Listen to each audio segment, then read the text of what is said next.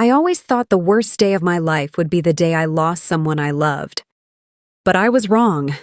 The worst day was the day I realized the people I loved most had already decided to lose me.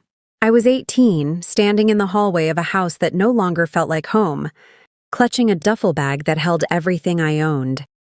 My dad's voice echoed down the stairs, cold and final. "You're not worth the trouble anymore, Sam. Just go."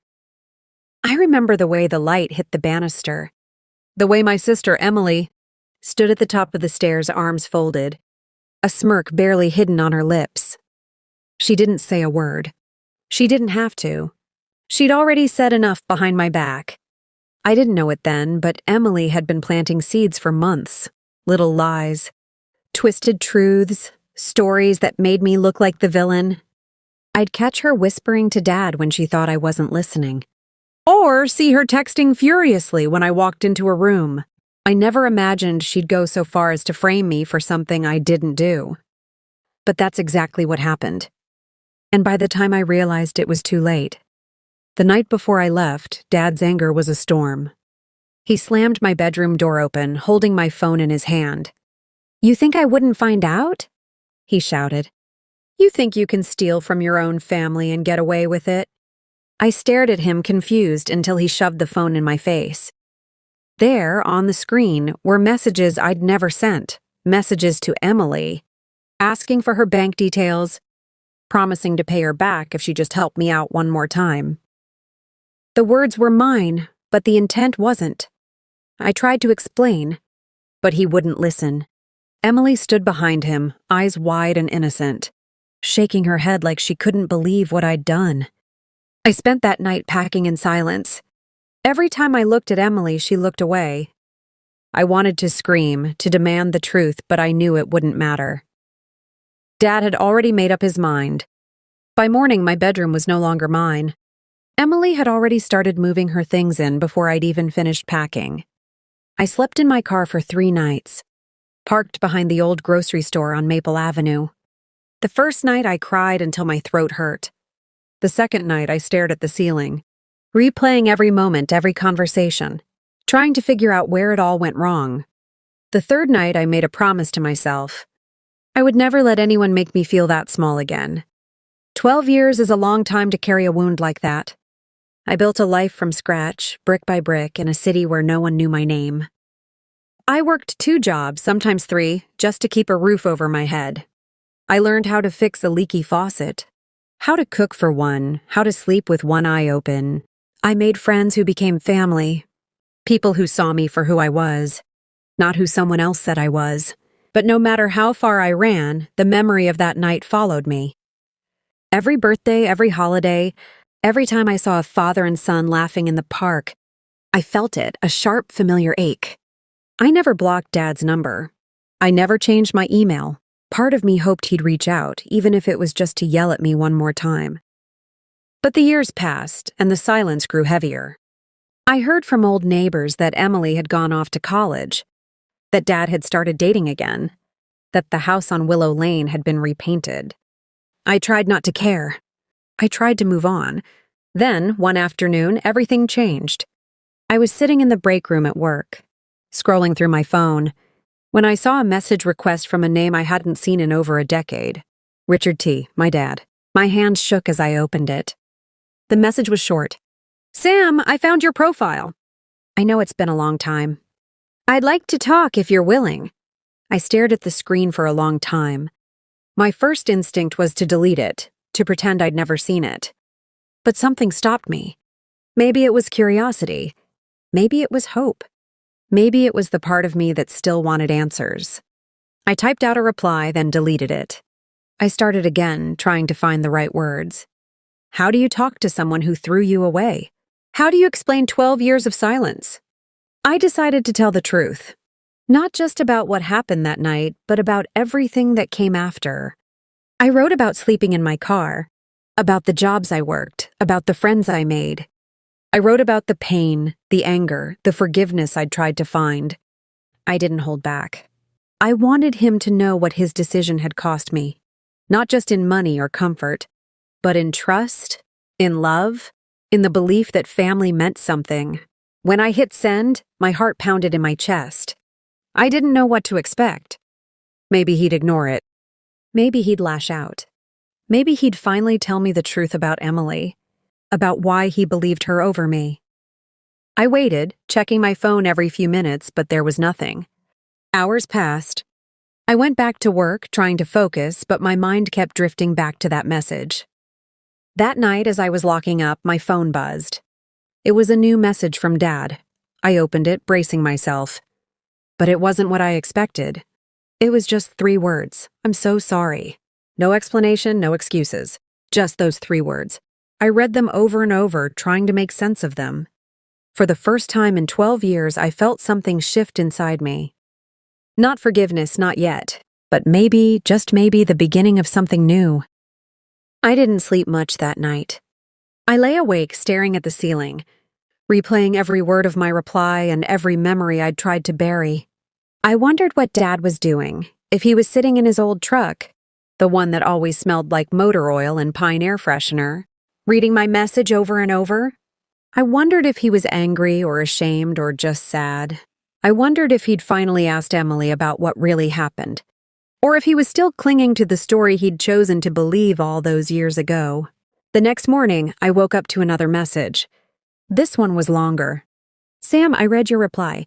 I don't know how to say this, but I need you to know I'm sorry for everything. I was wrong. I should have listened. I should have been your dad. I read it 3 times before I could even breathe. My hands shook as I typed back, "Why now?" It was the only question that mattered. Why reach out after 12 years? Why now when the damage was already done? He didn't reply right away.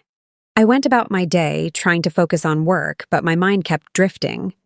Every time my phone buzzed, my heart jumped. Finally, just after lunch, his answer came. I found some old things while cleaning out the garage. Letters, notes, things I never saw before. I started thinking about you, about what I missed. I looked you up online. I needed to know if you were okay. I sat there staring at the message, feeling a strange mix of anger and relief. Part of me wanted to scream. Why did it take a box of forgotten letters for him to remember I existed? But another part of me, the part that still remembered the way he used to tuck me in at night, just felt tired. I typed back, "I'm okay." I made it, but it wasn't easy. I hesitated, then added, "I always wondered if you ever thought about me." His reply came almost instantly. "Every day." 3 words again. Simple but heavy. I didn't know what to say. I put my phone down and went for a walk, letting the cold air clear my head. I passed a father and son playing catch in the park, and for a moment, I felt like I was watching my own life from the outside. I wondered if things could ever go back to the way they were, or if too much had changed. That evening, Dad sent another message. "Can I call you?" I stared at the screen, my thumb hovering over the reply button. I wasn't sure I was ready to hear his voice. I wasn't sure I wanted to. But I typed, "Okay." My phone rang a few minutes later. I answered, and for a moment neither of us said anything. I could hear him breathing, could picture him sitting in his truck, hands gripping the steering wheel. "Sam," he said finally, his voice rough. "I don't know how to start." I waited. I messed up. I know I did. I believed things I shouldn't have. I let Emily get in my head. I was angry, and I took it out on you. "I'm sorry." I closed my eyes, letting the words wash over me. I wanted to believe him. I wanted to let go of the anger I'd carried for so long. But it wasn't that simple. "Why did you believe her?" I asked, my voice barely above a whisper. There was a long pause. "I don't know," he said finally. She was always so convincing. She knew how to say the right things, and I was tired, Sam. Your mom had just left. Work was a mess, and I guess I just wanted someone to blame. I'm not proud of it. I listened, my heart pounding. "Did you ever ask her if it was true?" Another pause. "No, I just wanted it to be over. I thought if you left, things would get better. But they didn't. They got worse." I swallowed hard, fighting back tears. "I needed you, Dad. I needed you to believe me." His voice broke. I know you did. And I failed you. I'm so sorry." We sat in silence for a long time, the weight of 12 years pressing down on both of us. Finally, he spoke. "I want to make things right, Sam. I don't know how, but I want to try. If you'll let me." I didn't answer right away. I didn't know if I could, but I knew I wanted to try. I owed it to myself, if not to him. "Okay," I said finally. "We can try." I heard him exhale a shaky, relieved sound. "Thank you," he whispered. "Thank you." We talked for a while longer. About nothing and everything. Work, life, the weather. It felt strange, like talking to a stranger who knew all your secrets. But it also felt like the beginning of something new. That night, as I lay in bed, I thought about Emily. I wondered if she ever felt guilty. If she ever thought about what she'd done. I wondered if she'd ever reach out. Or if she was content with the life she'd built on the ruins of mine. I didn't have any answers. But for the first time in a long time, I felt like maybe, just maybe, I didn't need them. The days that followed felt like walking through a fog, everything familiar, but nothing quite the same. Dad and I messaged back and forth, sometimes just a few words, sometimes whole paragraphs. He sent old photos he'd found in a shoebox, pictures of me as a kid with a gap-toothed grin, standing next to him at the county fair, or sitting on the porch with a melting ice cream cone. I stared at those photos for a long time, trying to remember what it felt like to be that kid before everything changed. One evening, Dad sent a message that made my heart stop. "Emily's coming home for a visit. She asked about you." I didn't know how to respond. Part of me wanted to ignore it, to pretend she didn't exist. But another part of me, the part that still ached for answers, couldn't let it go. "Did you ever talk to her about what happened?" I typed. The reply came slower this time. "Not yet. I think I need to." I spent that night replaying every memory I had of Emily, how we used to build forts in the living room, how she'd braid my hair when we were little, how she'd always been the golden child. I wondered if she remembered those things too, or if she'd rewritten the past to suit her own story. I wondered if she'd ever admit what she'd done, or if she'd keep pretending forever. A week later, Dad called. His voice was different, tired, but softer somehow. "I talked to Emily," he said. I waited, my heart pounding. "She admitted it, Sam. She said she was jealous. She said she wanted me to herself after your mom left. And she thought if you were gone, things would be easier. She's sorry. She says she wishes she could take it back." I didn't know what to say. I felt a strange mix of anger, relief, and something like pity. "Did she say why she never told the truth?" I asked. Dad sighed. "She said she was scared. She thought if she admitted it, I'd hate her. She thought it was too late." I sat with that for a long time. I thought about all the years I'd spent blaming myself, wondering what I'd done wrong.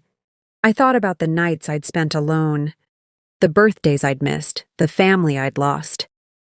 And I realized something. I wasn't the villain in this story. I never had been. I was just a kid who got caught in the crossfire of someone else's pain. Dad asked if I wanted to see Emily. I hesitated. I didn't know if I was ready. But I said yes. We agreed to meet at a small diner on the edge of town, the kind of place where the coffee is always hot and the waitresses know your name. I got there early, my hands shaking as I wrapped them around a mug of coffee. When Emily walked in, she looked almost exactly the same. Older. Maybe, but still my sister. She sat down across from me, her eyes red-rimmed. For a long time, neither of us spoke. Finally, she whispered, "I'm sorry, Sam. I really am." I looked at her, searching for the sister I used to know. "Why?" I asked. She shook her head, tears slipping down her cheeks. I was angry. I was scared. I thought if you were gone, Dad would love me more. But it didn't work. He just got sadder. I ruined everything. I wanted to hate her. I wanted to yell to make her feel the pain I'd carried for so long. But looking at her, I just felt tired. "You could have told the truth," I said quietly. She nodded. "I know. I was a coward." We sat in silence, the weight of 12 years between us. Finally, I said, "I can't forget what happened. But maybe someday I can forgive you." She nodded, wiping her eyes. "That's all I can ask." When I left the diner, I felt lighter than I had in years.